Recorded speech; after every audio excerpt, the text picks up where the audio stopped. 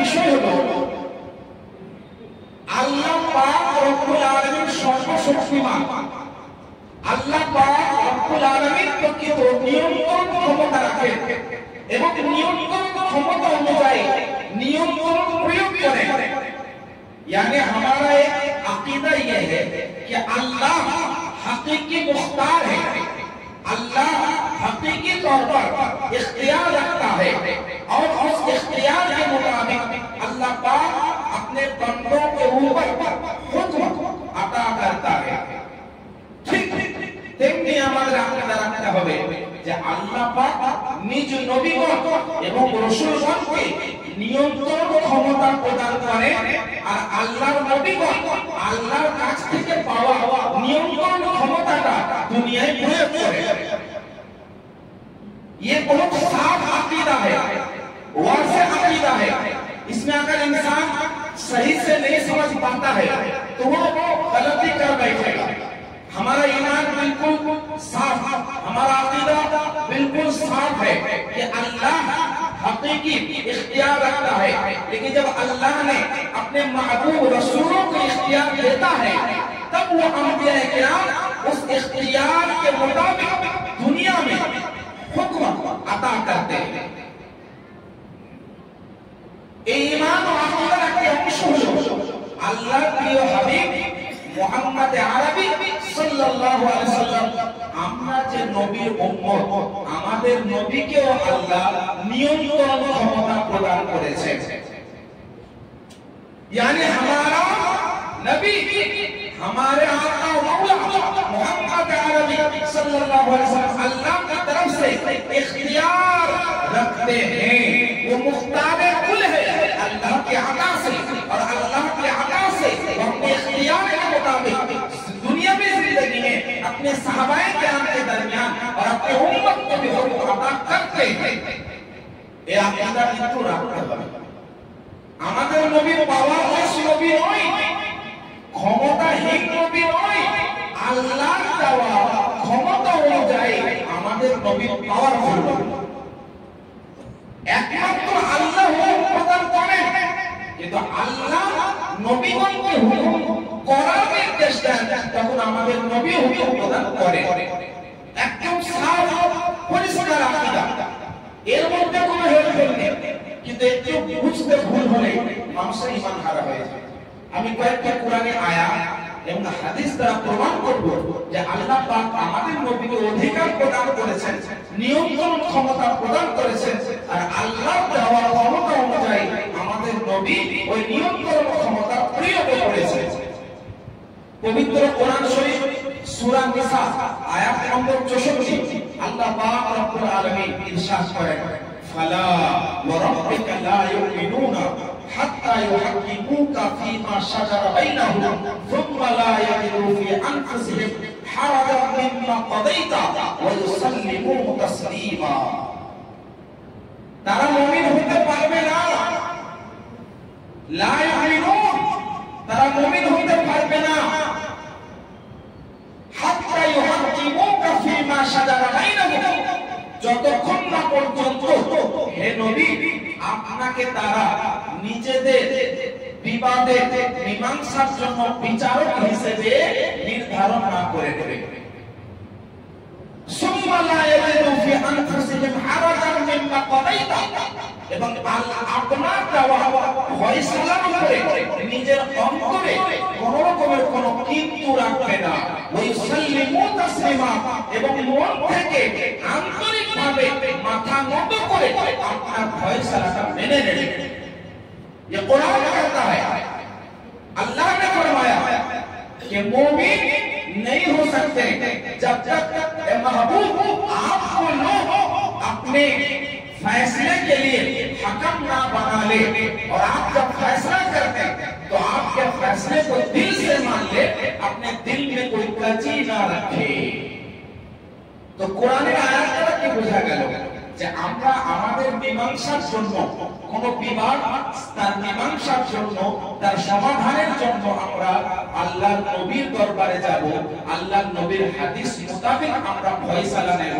নবী মুস্তাফা যে ফয়সালা করে দিয়েছেন বা করে দেবে ওই ফয়সালাটা অন্তর থেকে মেনে নেব। এইটাই হচ্ছে ঈমানের দাবি, এইটাই হচ্ছে আমাদের আসল আকীদার দাবি। তাহলে কোরআন থেকে বোঝা গেল আল্লাহ পাক আমাদের নবীকে এমন কিছু অধিকার দান করেছে যে অধিকার অনুযায়ী ফয়সালা করতে পারে, তাই কি না? এটা আমাদের আপনাদের বাড়ির কথা নয়, আমার বাড়ির কথা নয়, কোরআনের কথা। আল্লাহ পাক এই আয়াতটা স্পষ্ট করে দিলেন, হে আমার বান্দা সকল, তোমরা জেনে রেখে দাও আমার নবীকে আমি ফয়সালা করার, হুকুম প্রদান করার ক্ষমতা দান করেছি। তাহলে এই আয়াতগুলো পড়ার পর যদি কেউ বলে যে আমাদের নবী সাধারণ একটা মানব, নাউজুবিল্লাহ, আমাদের নবীকে আল্লাহ অধিকার দান করেন নাই, আমাদের নবী পাওয়ারলেস, নাউজুবিল্লাহ, আমাদের নবী ক্ষমতাহীন, নাউজুবিল্লাহ, আমাদের নবী কিছু করতে পারে না, আর এটাকে চালবাজি করে এই খারাপ আকীদাটা কিভাবে প্রকাশ করে জানেন?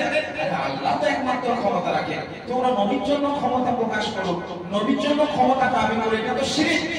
मैं कहता हूँ हमारे बेवकूफी शिर्क तब होगा जब हम हकीकी ताकत को हमारे नबी के लिए साबित करें।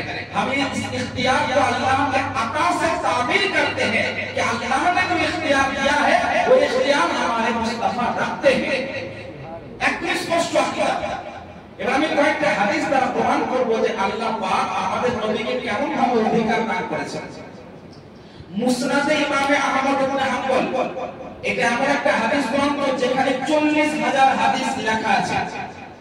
হাশরের প্রান্তরে আল্লাহ পাক আমাদের নবীর সাথে অন্যান্য আম্বিয়ায়ে কেরামগণের সমস্ত অবস্থাকে বয়ান করেছেন। আমাদের নবী বলেন, আমি আল্লাহর দরবারে সাজদায় চলে যাব আর আল্লাহর কাছে আমার উম্মতির জন্য কিছু চাইব। আমাদের নবী বলেন, আমি আল্লাহর দরবারে সাজদায় চলে যাব আর আল্লাহর কাছে চাইব আর বলবো, ইয়া রাব্বি উম্মতি, ইয়া রাব্বি উম্মতি, ইয়া রাব্বি उम्मती, यानी हमारे आका मौला मोहम्मद अरबी सल्लल्लाहु अलैहि वसल्लम बरों से महशर आप क्या कहेंगे? अल्लाह की बारगाह में सजदे में चले जाएंगे और बारगाह खुदा में ये तलब करेंगे कि मेरा रब मेरी उम्मत को बख्श दे। এটা আমাদের নবী আল্লাহর কাছে দোয়া চাইবেন। হাদিসের ভাষায় শোনো, মুসনাদে ইমামে আহমদ ইবনে হাম্বল এই গ্রন্থের মধ্যে আছে, আল্লাহ পাক বলবেন, ইয়া মুহাম্মদ ইরফা রাসাক, হে আমার মাহবুব আপনি আপনার মাথাটাকে তুলে নিন। হে মাহবুব আপ সজদে से अपना सर उठा ले, ইযহাব ইলা উম্মতিক, এবং নিজের উম্মতের কাছে আপনি চলে যান। ফামান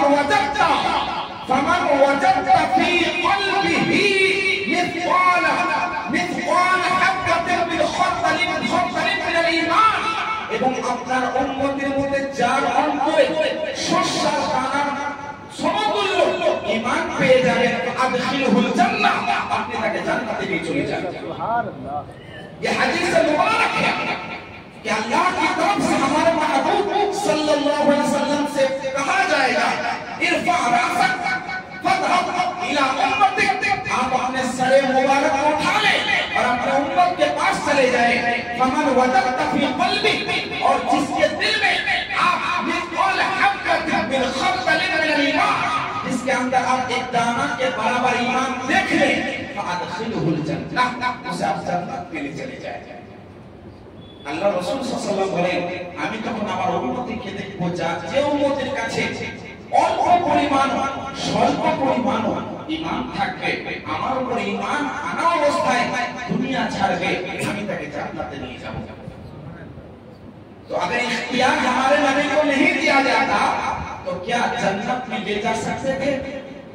ये तमाम हदीसें, सैकड़ों हदीसें हैं जिससे साबित होता है कि अल्लाह ने जो इख्तियार हमारे नबी को दिया है, हम उस इख्तियार की बात करते हैं, और इसको भी तुम नहीं मानते तो कुरान और हदीस को तुम नहीं मानते। अरे हदीस सुनो, আল্লাহ রাসূল সাল্লাল্লাহু আলাইহি ওয়াসাল্লামের সবথেকে প্রিয় স্ত্রী উম্মুল মুমিনিন, আমাদের সকলের মা সাইয়্যিদাতুনা মা আয়েশা সিদ্দিকা রাদিয়াল্লাহু তাআলা আনহা এই হাদিসটা বর্ণনা করে। উনি বলেন, জাআত ইমরাআতু নাসরানিয়্যা দাখালাত, একজন খ্রিস্টানি মহিলা, একজন নাসরানি মহিলা আমার বাড়িতে এলেন। আসার পরে ফারাআত ফারশা নবী সাল্লাল্লাহু আলাইহি ওয়াসাল্লাম, তিনি তখন আল্লাহ নবীর বিস্তার মোবারক, আল্লাহ নবীর বিস্তার মোবারক এত পাতলা ছিল, মানে নরম বা মোটা গদির উপরে আমাদের নবী আরাম করতেন না, বড় খাজুর পাতা চাটাই এই ধরনের মোবারক আপনার বিস্তার ছিল। তো আল্লাহ রাসূল সাল্লাল্লাহু আলাইহি ওয়াসাল্লাম মোবারক বিস্তারটাকে দেখার পরে নাসরানী মহিলা একটা নরম এবং মোটা একটা বিস্তার মা আয়েশা রাদিয়াল্লাহু তাআলা আনহা ঘরে দিয়ে গেলেন। বলেন আপনাদের নবীকে এটা আমি উপহার দেব। আল্লাহ রাসূল সাল্লাল্লাহু আলাইহি ওয়াসাল্লাম যখন এলেন আসার পরে দেখছেন একটা বিস্তার নরম কি যেন দিয়ে গেছে। আল্লাহ নবী সাল্লাল্লাহু আলাইহি ওয়াসাল্লাম জিজ্ঞাসা করলেন মা আয়েশা রাদিয়াল্লাহু তাআলা আনহাকে, আমাদের নবী যে কথাটি বলেছিলেন, যে হাদিসটি, যে মুবারক বাণীটি পেশ করেছিলেন, ওই বাণীটি লক্ষ্য করুন। আল্লাহ রাসূল সাল্লাল্লাহু আলাইহি ওয়াসাল্লাম ইরশাদ করেন, ইয়া আয়েশা ফাওয়াল্লাহি লাউ শি'তু ফাআজরাল্লাহু মা'i জিবালাত যাহাবি ওয়াল ফিদ্দা। এ আয়েশা सुनो, अगर मैं चाहता, अल्लाह की कसम, अगर मैं चाहता तो अल्लाह पाक मेरे साथ सोने और चांदी का पहाड़ मेरे ऊपर अदा कर देता। तो ये ऐसा नहीं है क्या गुर्बत की जिंदगी में मजबूरी में आपने जिंदगी गुजारी, बल्कि अपनी उम्मत को सिखाया, और अल्लाह ने अगर चाहा, बल्कि अल्लाह को चाहा, लेकिन हमारे मुस्तफा ने फरमाया लौ शि'तु, अगर मैं चाहता, लौ शि'तु अजरल्लाहु मा'i जिबालत ज़हबी वल फिद्दा, अगर मैं चाहता तो अल्लाह अता कर देता सोने और चांदी का पहाड़।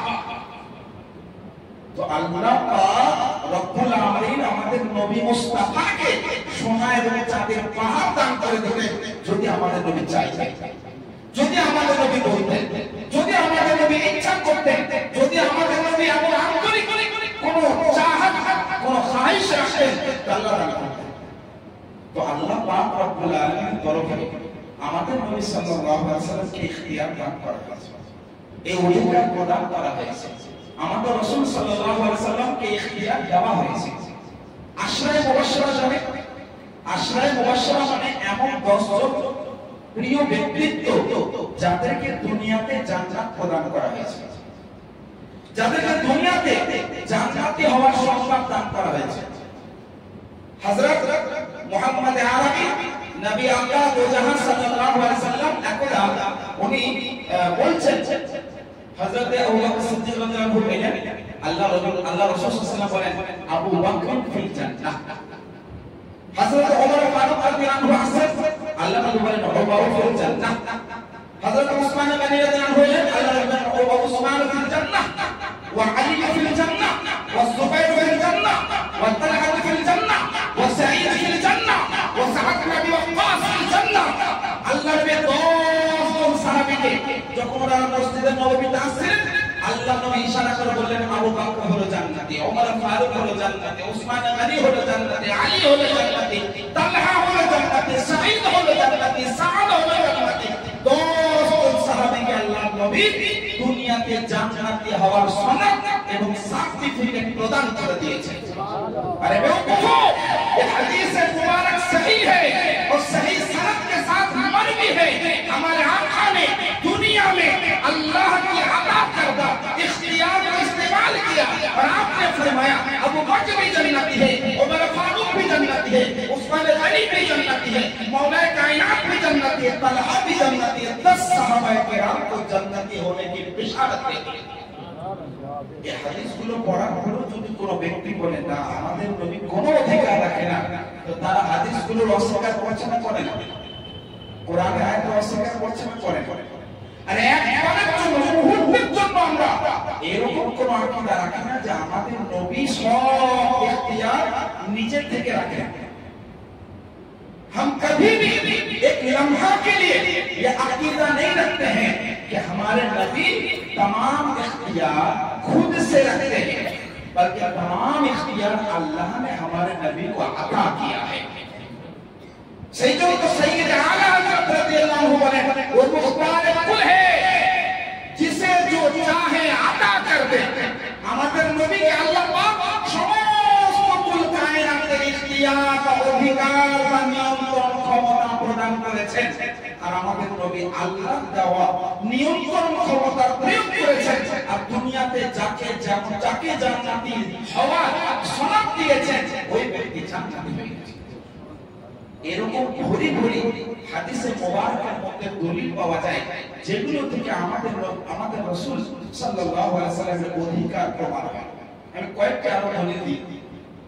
একজন সাহাবী আল্লাহ রাসূল সাল্লাল্লাহু আলাইহি ওয়াসাল্লামের জামানায় উনি কুরবানির নামাজ হওয়ার আগে একটা পশু জবাই করেছিলেন।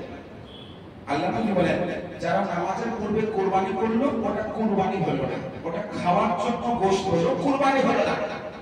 তো সাহাবী যখন আল্লাহ নবীর দরবারে আরজ করেন, ইয়া রাসূলুল্লাহ আমার কাছে মাত্র 6 মাসের একটা পশু আছে, আরে 6 মাসের পশুটা ছাড়া আর কোনো আমার কাছে পশু নেই।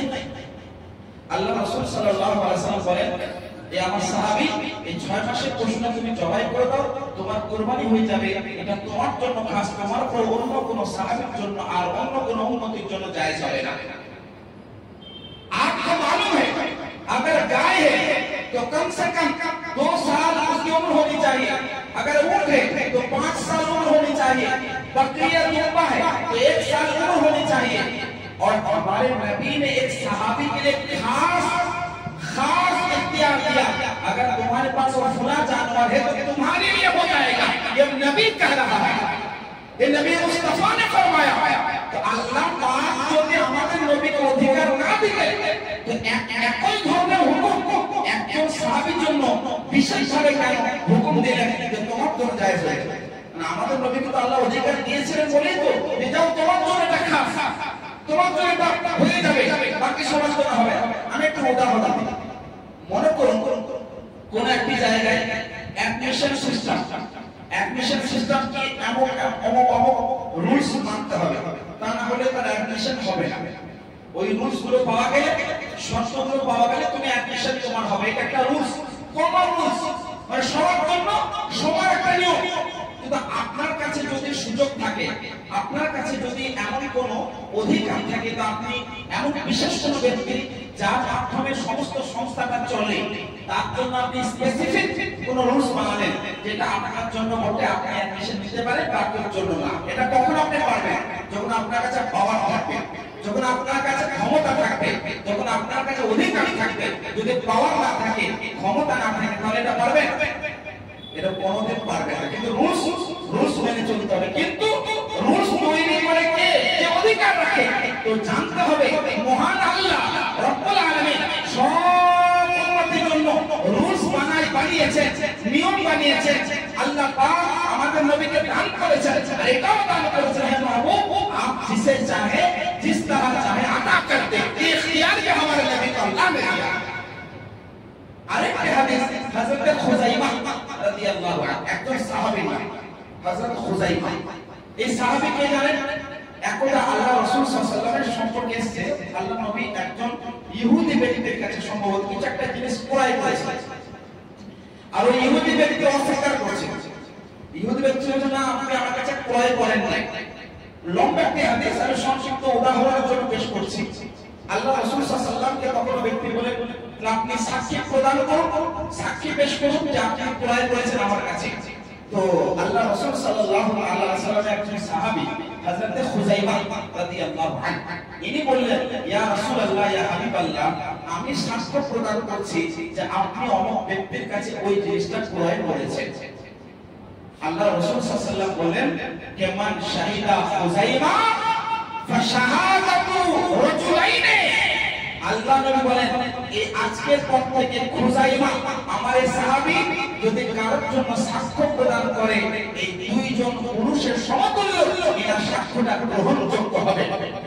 কোরআনের আয়াত, আল্লাহ বলেন, ওয়াস্তাশহিদু শাহিদাইনি মিন রিজালিকুম, যে কোনো বিষয়কে প্রমাণ করার জন্য কমপক্ষে দুইজন পুরুষ সাক্ষী লাগবে, না হলে একজন পুরুষ দুইজন মহিলা সাক্ষী হিসেবে রাখতে হবে, তবে তার সাক্ষ্য মানা যাবে। এটা কোরআন রুলস, এটা সাধারণ নিয়ম, এটা আল্লাহর নবী আল্লাহর তরফ থেকে বয়ান করেছেন। আর আল্লাহর নবী স্পেসিফিক একটা রুলস বানালেন, একটা অধিকার প্রদান করলেন। অধিকার পাওয়ার পরে ইখতিয়ার অনুযায়ী